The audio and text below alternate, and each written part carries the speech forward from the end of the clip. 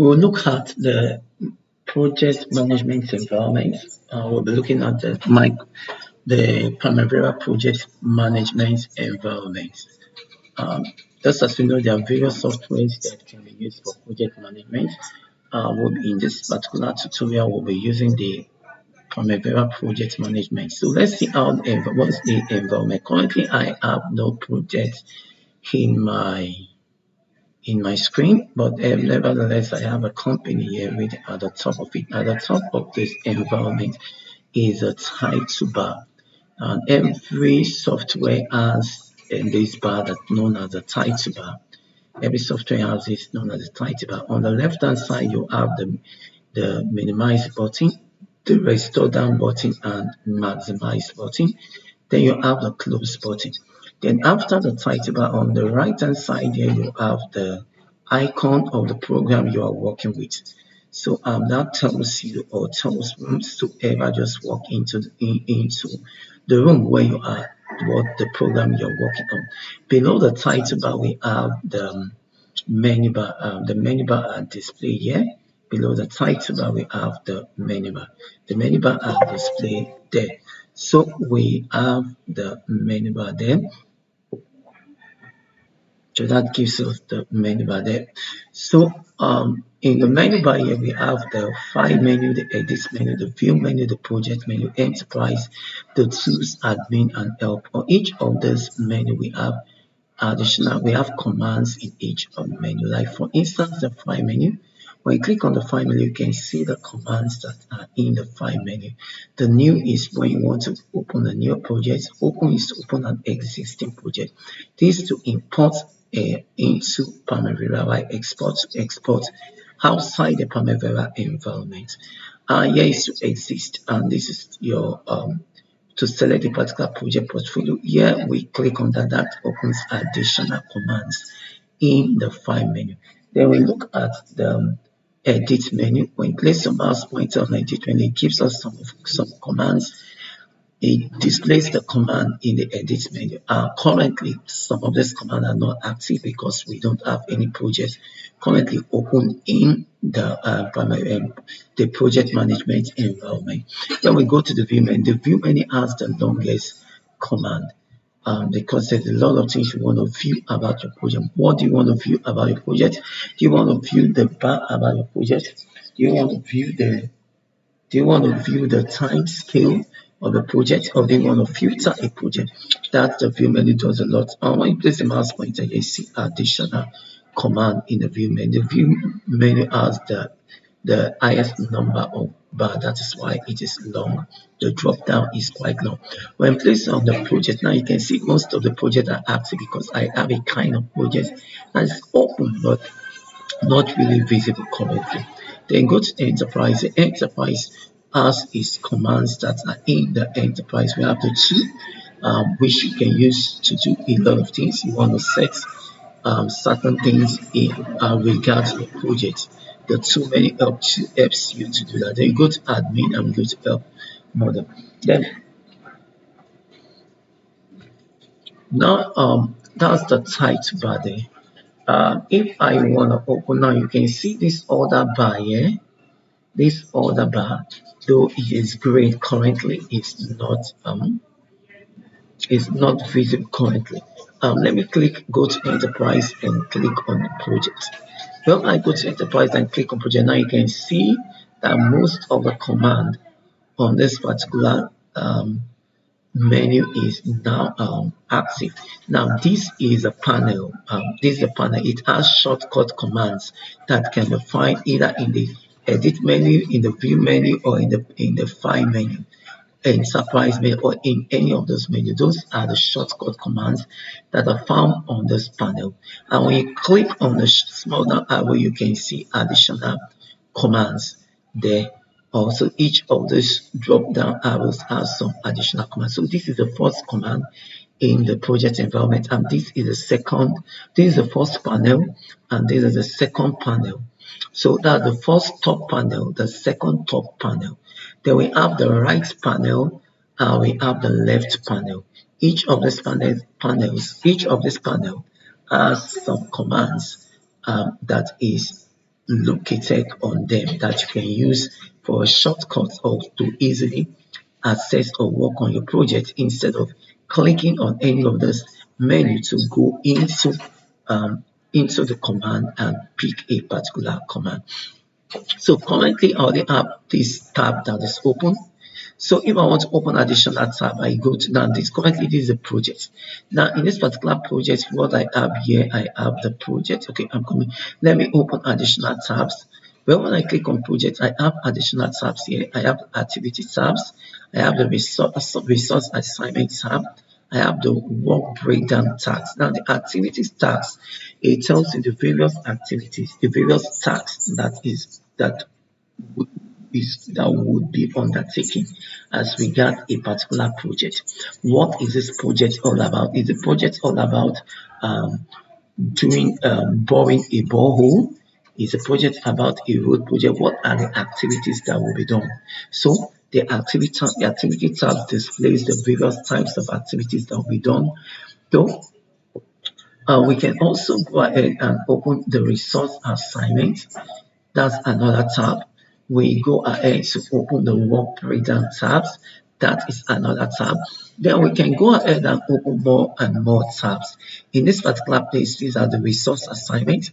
I can decide to close this resource assignment tab just to click on it and click on close here. Now, the active tabs that is open will be what will be closed. Now, our resource assignment is currently opened. So the moment I close on that, that closes the resource assignment. Now, the work breakdown is currently open. The moment I close that, that closes the work breakdown structure window. If I want to open it again, I go back to my project.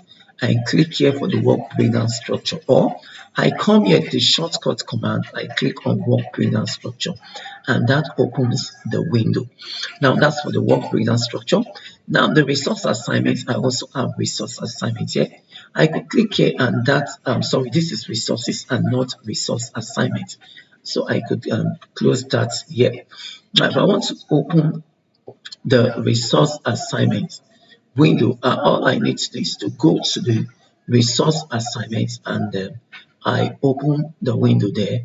So click on that and go to resource assignment. Now you can see the icon of a person with the green pills at the back.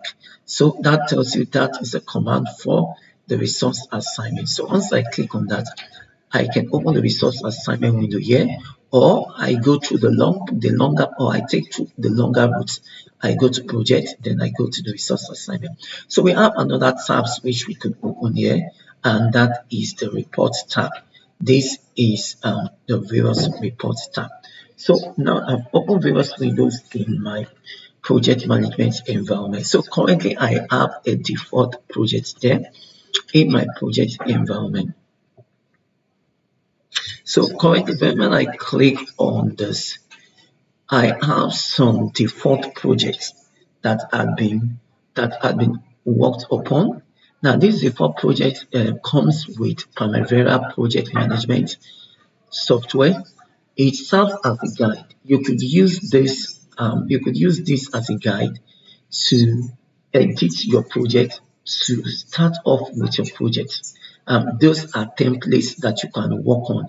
All you need to do is to modify the date, modify some activities in that particular template, and use it and adopt it for your own project, or you decide to start your own project afresh. Now, those are ENC enterprises. This is another enterprise, energy enterprise. This is a manufacturing enterprise. So I have different types of enterprises, and that is different type of project template in which you can work with in Primavera project management software. So these are various templates. We have information technology. So you can work with that template. So you pick a template that is similar to the projects you want to use Primavera project management to schedule. So you just pick a particular template that is similar to you pick a particular template that is similar to your project and adopt that particular template. So that is what you do. You edit the particular project template and you adopt that particular project template. So we go to the activities. In the activity tab, here it displays the list of activities or tasks to be undertaken as regards to each project, as regards to a particular project. Now, for this particular project, now we have this particular project. We can draw the slide to see more. Now, for this 18, 18 corporation, for this 18 corporation park, that is the name at the top of it on the title bar. We have different projects, different activities to be done. The first is the D&E, that is the design and engineering project. That deals with the designing, the start of the office, when the design will be approved, the assembly of technical details, reviews. Then the next project will be the foundation. We have other activities that will be done. The next is the structure.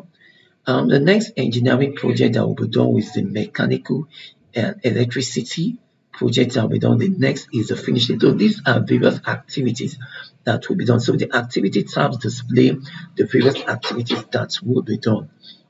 Now we have the resource assignment. The resource assignment displays the various resources, both human and material resources. Now when you go to the project tab, in the project tab you can see we have the project ID for each of the activities that will be done. The ID, each activity is given a unique number to identify each activity, known as the project ID. Then what is the name of that particular task to be undertaken? That is the project name. Now for this project name, for each project we have the various name. For instance, the engineering and construction project, we have the energy service project, we have the manufacturing project. For each of the project name, we have the various activities that will be done. The name of the activities is listed below each of the projects. Now we have the total activities that will be done for each of this project is recorded here, and we have the strategic priorities.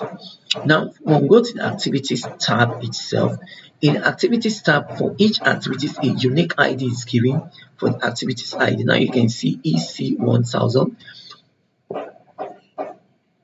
Now you go to the project tab here. Here for the EC, you can see for each of the projects we have a specific activity, a specific project for a sub-project to be undertaken for each of the projects. Now these are the sub-projects, and each of the sub-projects has a unique name. Now for each of the sub-projects, we have various activities underneath each of the sub-projects. That is why we have the project ID. For each of the sub-projects, we have the project ID. Now for each of the sub-projects, for this particular project, now it has the project ID. For this particular project, we have activities to be done under this particular project ID. That's where we go to activities. Now these are the activities that will be done for each of the project ID. Now you can see 0500.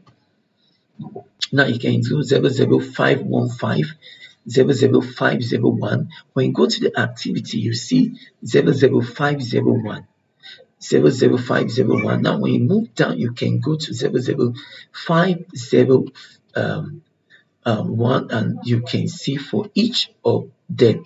Now for this particular activity, 00501, you can see that those activities that will be done under that 00501, you can see the activities that will be done for each of them.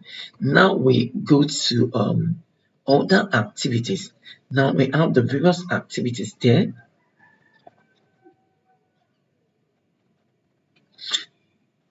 Now you can see 590, you can see 620. Now for each of these, we have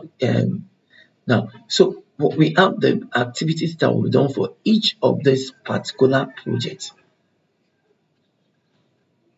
So you can see for this particular project 501, the 501, that particular project 501, you can see the various activities that will be done for that particular project ID 501.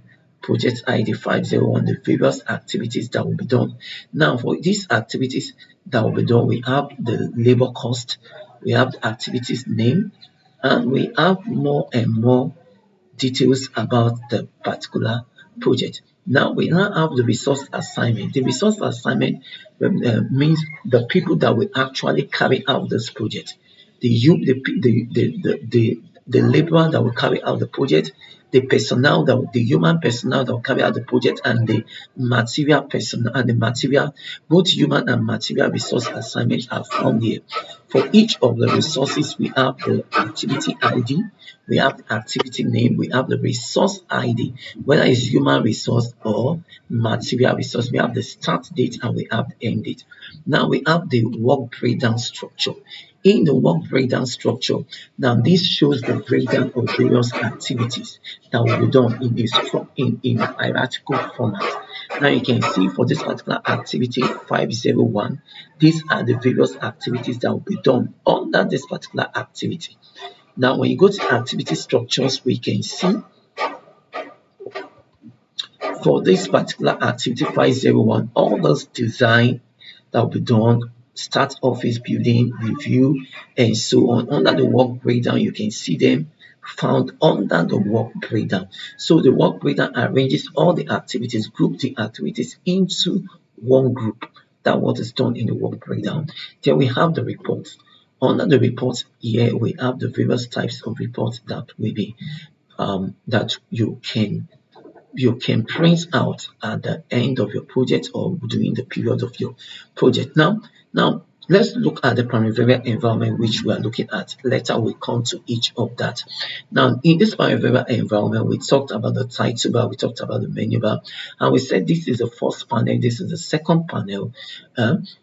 Then why this represents the tab, and we know any active tabs, we can close that particular active tab. This is the right panel. The right panel consists a list of commands, shortcut commands that you can use to work with your project.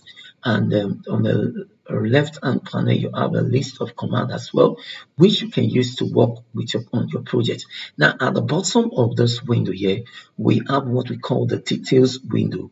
Now, let me go to the activities window.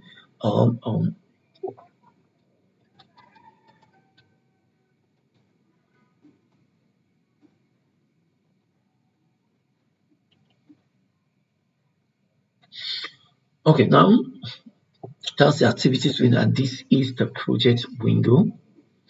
So at the bottom here, we said that's the details section. It gives a detailed about each of the activities that will be done. For instance, when I click on a specific activities, it displays the project start date, the end date, the finish date. Now, when I click on each of the tab, it displays details about the particular project, the budget, the spending plan, the budget summary, the date, the funding, the cost, the resources.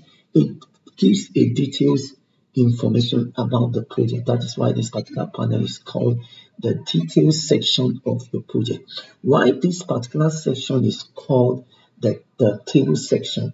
It contains a list of tables. Table is made of a list of columns and rows. So each of the table contains columns. For instance, for the project, I have the project ID, I have the project name, I have the total activities, and I have this the strategic priority. Now I can right click on this and I can decide that I need more tables, more columns, and the rest of them. I could decide to customize that. Now I could decide to customize. Currently, I only have one to strategic priority. I could decide I want to add, for instance, I want to add a cost, or I want to add a particular. I could decide I want to add a baseline. I want to add number of activities. I already have total activities here. Now, under this total activities, I could decide to pick certain things there. Okay, actual completed activities. I could decide to come here. Let me add that completed activities. Now I could do that and I could just click on apply.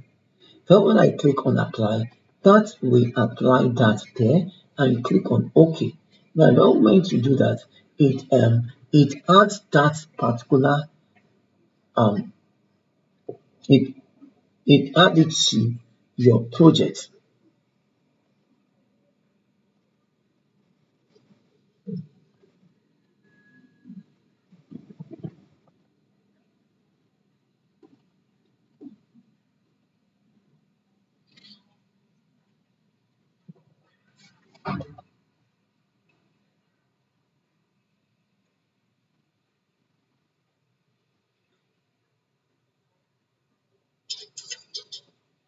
Now we have the project ID and actual completed tasks.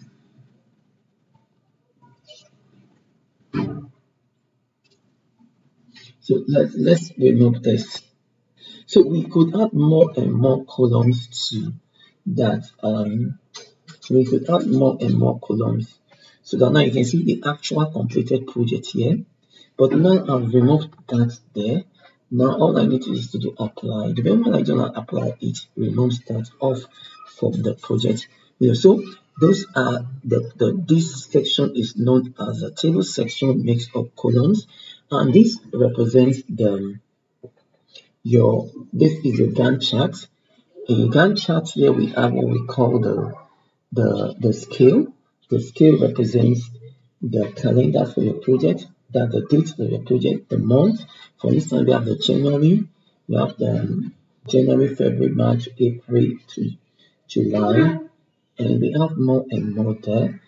So each represents your project. This is your project, and it represents a timeline for your project. For instance, we can see this particular, let's say this particular activity here. Let's go on here. Now we can see this particular activity is starting on October. This particular activity starts from October. Now you can see it's highlighted. This particular activity starts from October 3 and ends in January 24th of January. So this is the timeline, and that is the actual project, and is a timeline for your project, and the actual project, and the first, the standing and ending is the timeline. Why this represents the time scale. Now the time scale currently is in January, is in months. We can decide to change the time scale, and we could decide to change the time scale. Click on the time scale. We have the 2-line time scale. Already giving us 2-line time scale. We could add more to it: calendar, month, we have year, month. We could also move ahead and say we want it to be quarterly month. So when you do quarterly month, it changes that. It gives you the quarter and it gives you the month. So that changes the time scale. That changes the time scale for your project. So let me leave it, let me return it back to the default for the project, which was the default, which was a year, month, and I click on apply, and okay, that leaves it to the default. So this represents the time scale, while this represents the timeline. Don't forget, if you like this video, kindly give it a thumb up. Also, don't forget to subscribe to our social media channel, our Instagram channel, our TikTok channel, and don't forget to subscribe to all our social media channel.